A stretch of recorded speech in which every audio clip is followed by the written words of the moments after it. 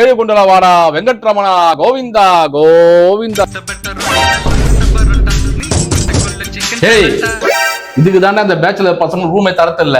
டேய், இது புரட்டாசி மாசம், சாப்பாடுல மட்டும் இல்ல சாங்ல கூட நான்வெஜ் வரக்கூடாது. கோவிந்தா, இத முதல்ல பண்ணலாம்ல. வர கோவிந்தா. கோவிந்தா, மதியம் எங்க சாப்பிட போறீங்க? ஹோட்டல் தான் சார். அப்படி எதுக்கு வீண் செலவு? இன்னைக்கு மதியம் நம்ம வீட்டுல தழுவு, ஃப்ரெண்ட்ஸ் எல்லாம் கூட்டிட்டு வந்துடு. ஐயோ, ஹவுஸ் ஓனர் பெருமாள் இருக்காரு. ஏய் சார், பெருமாள் சார் வணக்கம். தம்பி, ரிங்டோனை முதல்ல பாத்துங்க. இது பொட்டாச்சி மாசம், சாப்பாட்டுல கூட இல்ல சாங்கில கூட மாறக்கூடாது, தெரியல. இப்படி மீன் இருந்தா உங்க மைண்ட் ஃபுல்லா மீன் சமைச்சு சாப்பிடணும், என்ன வந்துடும். சாரி சார், நான் மீனா ஃபேனு, மாத்திடுறேன் சார். சார் வரேன் சார். அப்புறம் கோவிந்தா, மதியம் எங்க சாப்பிடுறீங்க? மதியம் ஏதாவது வெஜ் ஹோட்டல்ல தான் சாப்பிடணும். அட எதுக்கு வீண் செலவு? மதியானம் நம்ம வீட்டுல தழுவு. வந்துருங்க. வரேன் சார். இருங்க. அது என்னது பேக்ல? சார், ரேஷன் கடைக்கு போயிருந்தேன், சக்கரை போட்டாங்க. பார்க்கலாம், காபி சாப்பிடுவோம். இரு ஒரு நிமிஷம் செக் பண்ண இருங்க. என்ன செக் பண்ணீங்க சார்?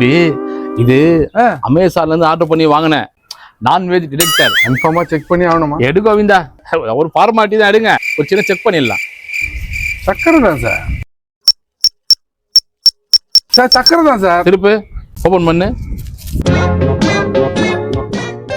என்னது? முட்டை சார்.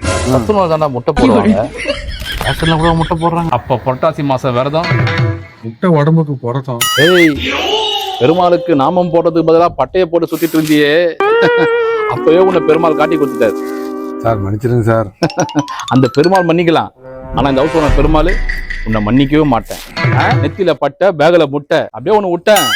உள்ளவை சார், தயவு செய்து வீட்டை காலி பண்ணிடலாம் சார். இன்னொரு போடா. ஏய் வணக்கம் ஓனர். இல்ல, என்ன சாப்பிட்ட? வெஜ் ஹோட்டல்ல வயிறு முட்டை சாப்பிட்டோம் ஓனர். ஏய், பேச்சுல கூட முட்டைன்ற வார்த்தை வரக்கூடாது. Sorry owner.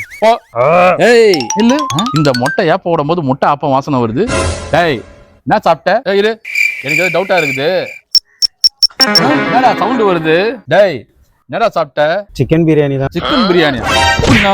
போடா. அடா பாவி, ஒருத்தன் முட்டையை காமிச்சு மூட மாத்திட்டான், இன்னொருத்தன் சிக்கன் பிரியாணி சொல்லிட்டு டெம்ப்ட் ஏத்திட்டான்.